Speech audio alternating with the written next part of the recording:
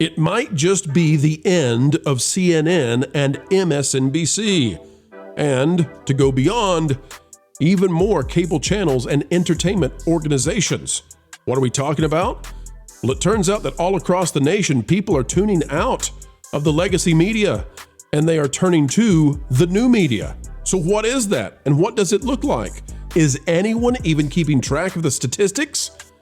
Well, it turns out we are.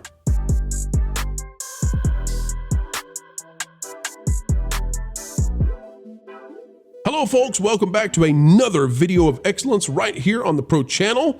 We as ever endeavor to explain entertainment, keep you ahead of the culture curve.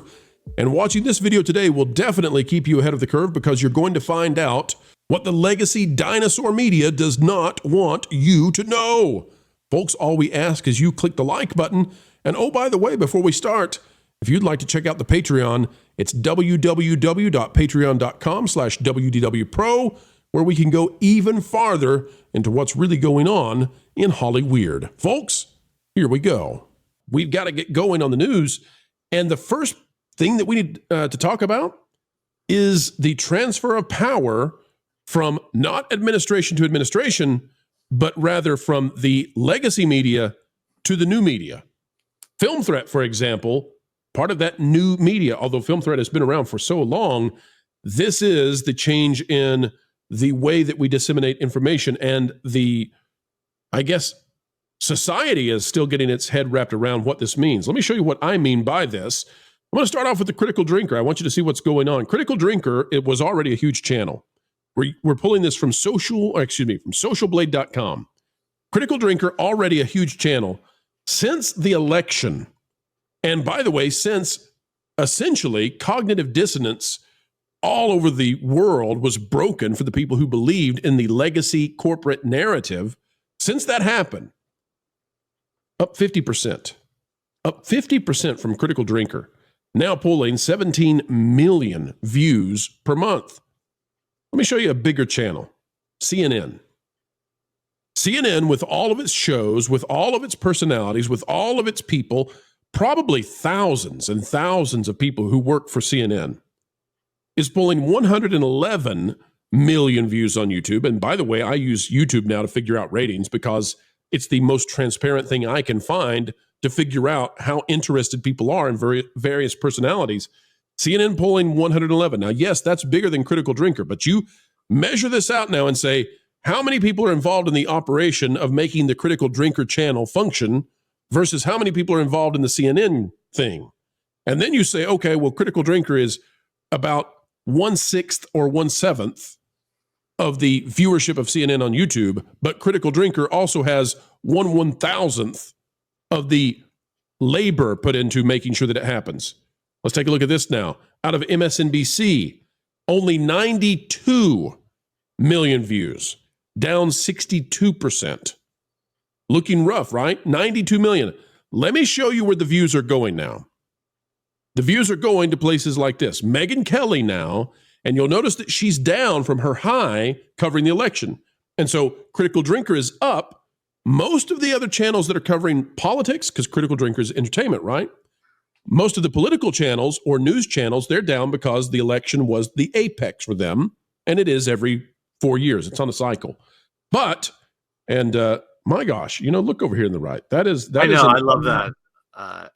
You love this stuff, right? I mean, the power of doing this live. I guess it was a damaged liver that caused that stuff. Well, I think it was Harley Quinn. She's hacked Social Blade.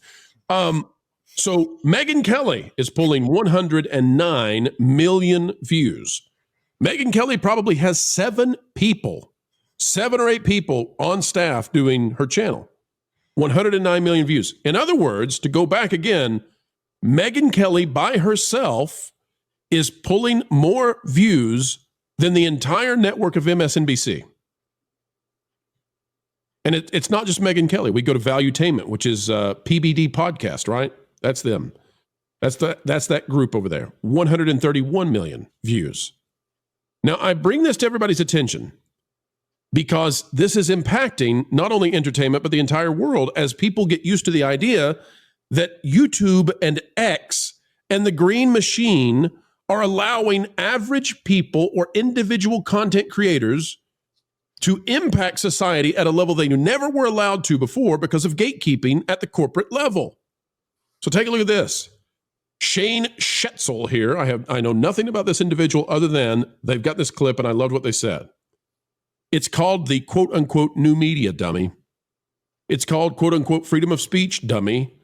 The American people saw the bill via a tweet and gagged on it, talking about that pork-ridden bill that Elon Musk did not like. And I don't call it a pork-ridden bill because I'm trying to weigh in on politics. I'm calling it a pork-ridden bill because it was filled with pork for everybody. You're finally being held accountable to the people, and now you don't know what to do. That, to me, seems to be true. Whether it's on X or YouTube, the viewership for the quote-unquote new media is exploding, and the new media does not have to toe the line and carry the corporate political water, the message that was required. Let's take a look and see what's said here in regards to the quote-unquote new media. And a tweet changed all of it? Can you imagine what the next 2 years are going to be like if every time the Congress works its will and then there's a tweet or from an individual who has no official portfolio, who threatens members on the Republican side with a primary, and they succumb? This institution has a separate responsibility based upon the separation of powers. Members of Congress don't serve under presidents of the United States. Well, stop there. The basic thing here is, gentlemen, that I don't think politicians, I don't think corporations, I don't think they're ready for what we're seeing from the quote-unquote new media. I don't think they know what to do with us. And they don't know what to do with us because we don't just hop on the bus with them and say, whatever you want, sir, whatever you need, ma'am, I'll do exactly what you want. What do you need me to say? Like, we don't care. We just call out the truth as we see it. Alan, what are you anticipating? Like, is there going to be a crackdown in the future in some way? Yeah. Or have we escaped these bounds? Like, is Elon Musk and X so big and is YouTube such as it is currently constituted?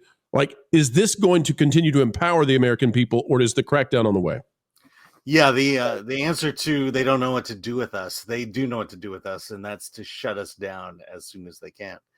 And I think had the election gone the other way, there would be steps taken to shut us down because we're not journalists. No, people who went to journalism school and work for, CNN and ABC and CBS and NBC, those people are the real journalists. They're the arbiters of truth. And that's ultimately what this is. It's the control of the narrative, what is true and what is not true. It used to be, we used to read news just to get the facts and then to make the decision on our own. And that's what new media is just to take in the facts. And, look, there's a reason why the interview with Joe Rogan did so much better than the interview Trump did with the regular media, is that it was just a conversation.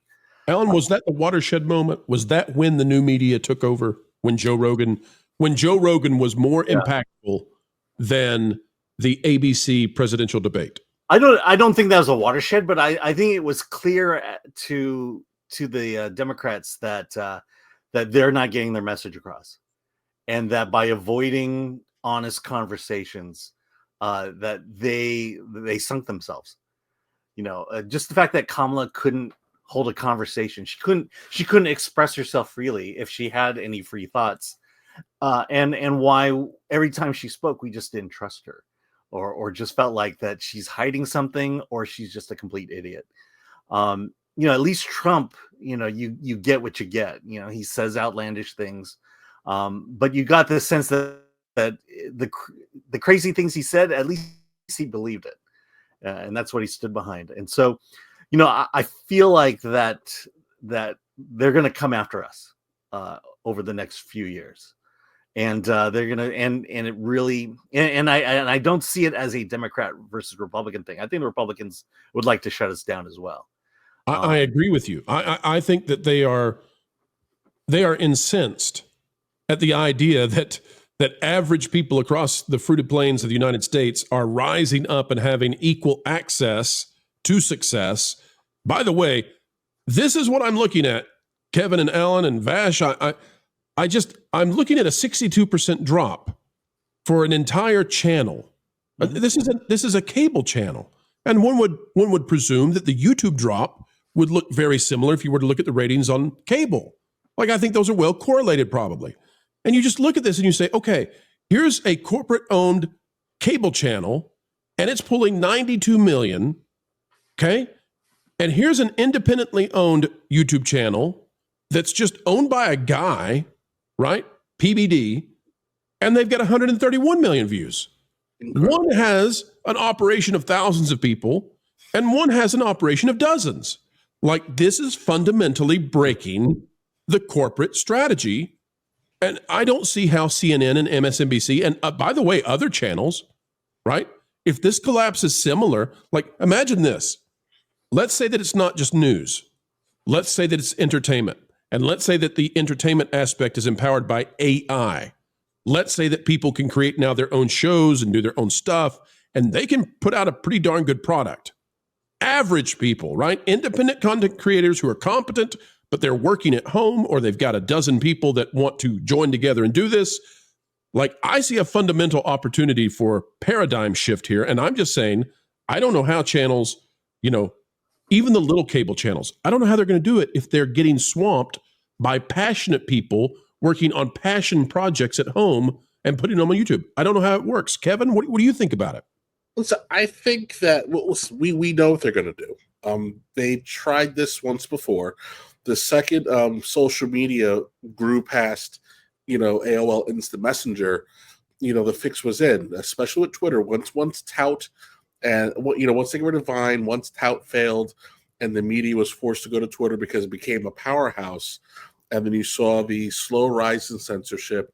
You saw it with YouTube, the parsing of language and just the rapid fire demonetization that other larger companies use against smaller channels. They've tried it. We've gotten lucky that Elon came along and flipped the scale. It's something they never foresaw happening.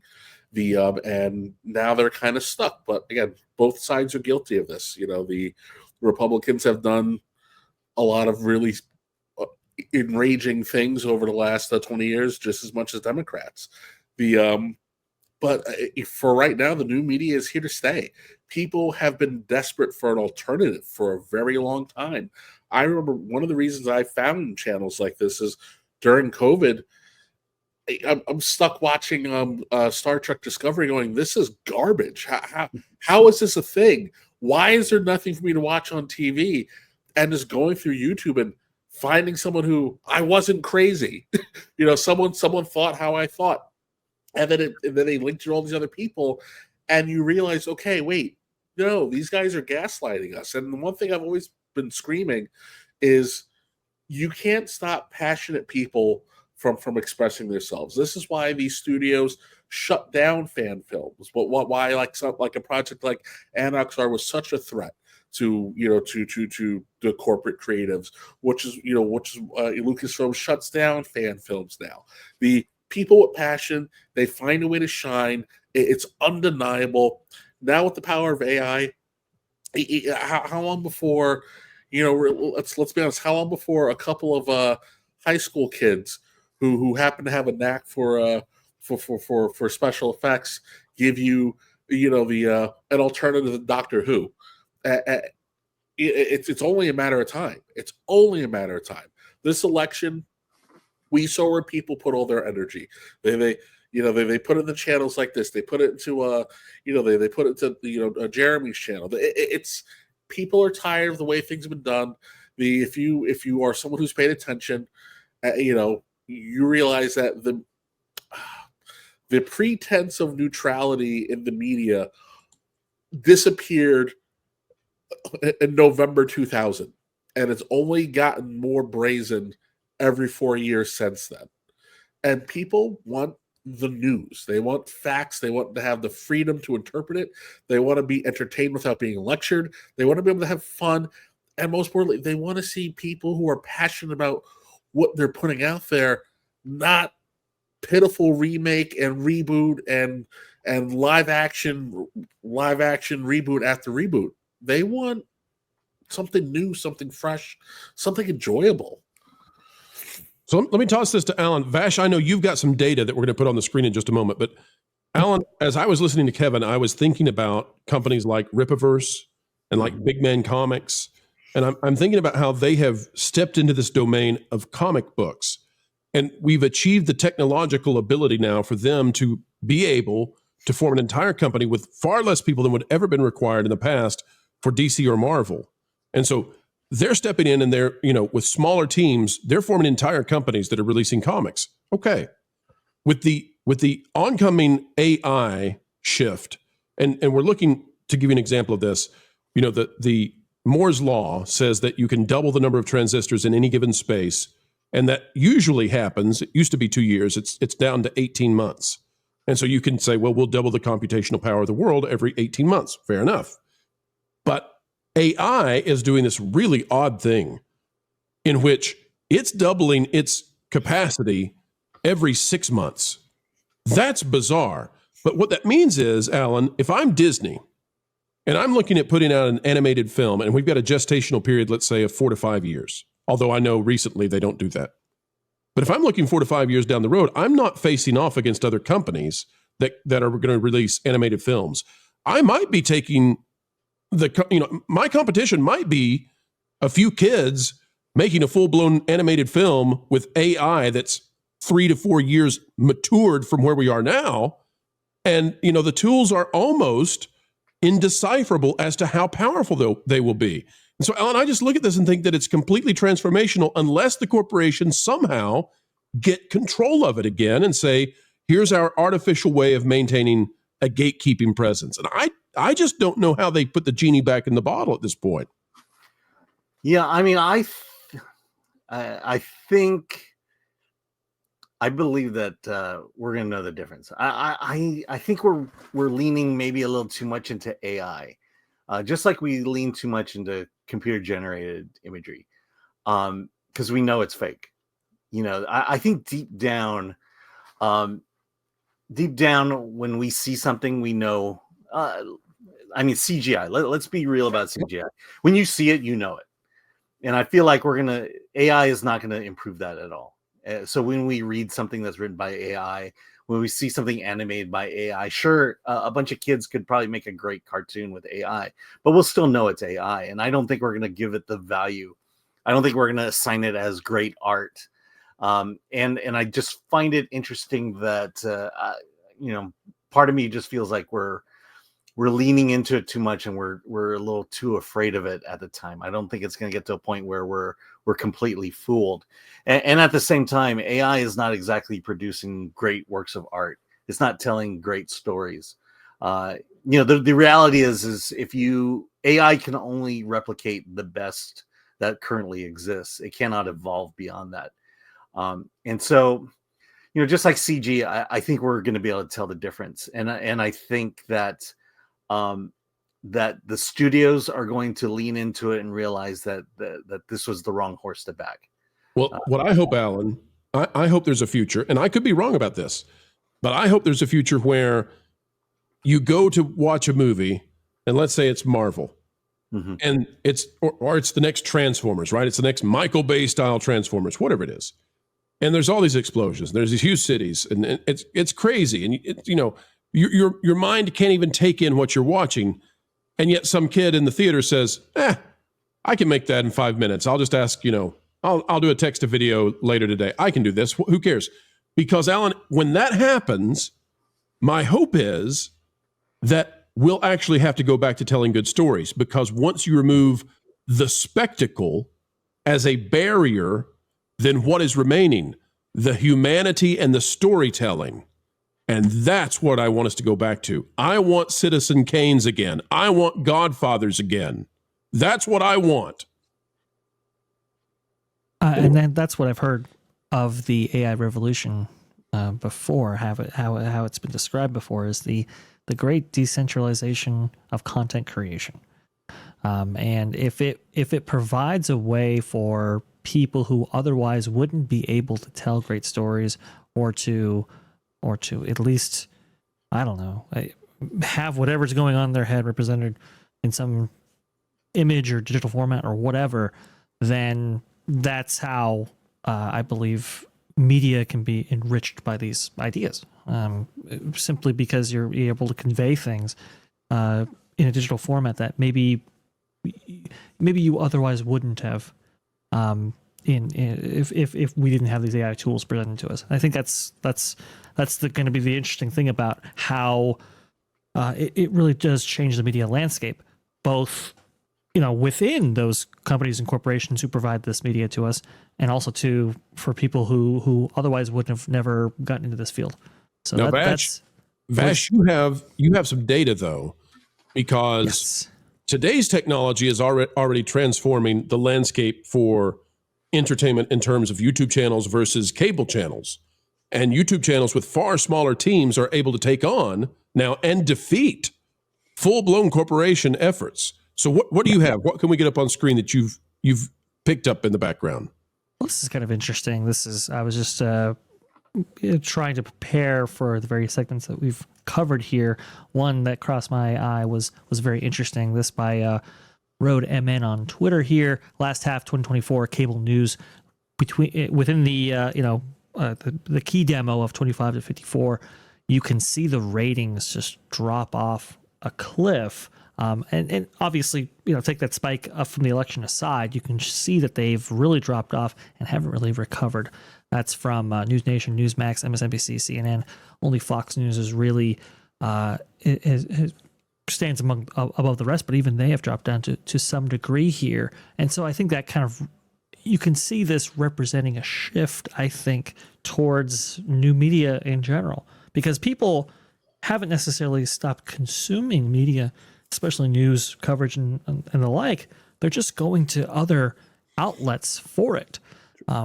We also have a little bit of interesting information coming out of Leading Report here. Breaking on November 11th, CNN recorded its lowest 25 to 54 demo ratings for a Tuesday in nearly 25 years with only 61,000 viewers.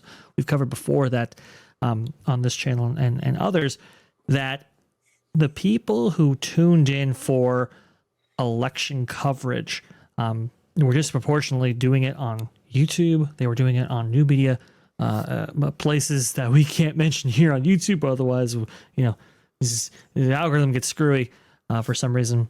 But people are definitely tuning in to new media sources. They're definitely tuning into new media personalities in a huge way. We've experienced it on our various channels here on the That Park Place Network, and yeah, definitely right there you can see the breakdown here. YouTube dominates. While others who are paying a lot for that content struggle to keep up. Right. The YouTube content is free to YouTube because we're all making it. So sure. At this point, now Disney still wins in terms of total content across all platforms because Disney appears on YouTube as well. So once you just look at who created the content, Disney still is in the lead, but it's like 11% versus 10%. YouTube content creators, the average person out there making stuff, you're winning and you're the new media. And that's why it could be the end of channels like CNN and MSNBC and other channels as well, because the democratization of success for now until the clapback, until the shutdown, folks, the doors are open for you to go in and win. Take it if you wish. And yet again, folks, we have come to the end. But what a video it has been, and we hope you agree. Folks, if you had a good time with us, consider clicking that like button, share, subscribe, click it, stick it to the algorithms. It is the notification bell, and drop a comment right on down below. We care about your thoughts. Folks, we also want to invite you to partake in thatparkplace.com. Of course, www. You get the idea. Thatparkplace.com. It is the website telling the truth, and it is a rising star across the web for pop culture news coverage and analysis. Go over there and bookmark it today. Folks, we're bookmarking you as a great guest that we appreciate.